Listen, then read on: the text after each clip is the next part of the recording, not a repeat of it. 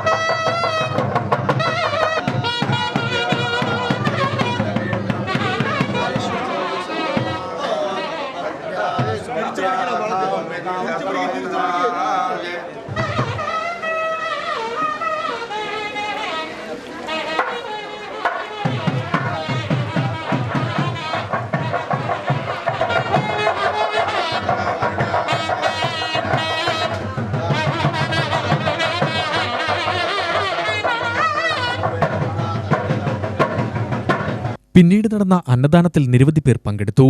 വൈകിട്ട് വിളക്കുപൂജ, ഭഗവത് സേവ, അത്താഴപൂജ എന്നിവയോടെ ലക്ഷാർച്ചന ഉത്സവത്തിന് സമാപനമായി. UTV news, Palakkad.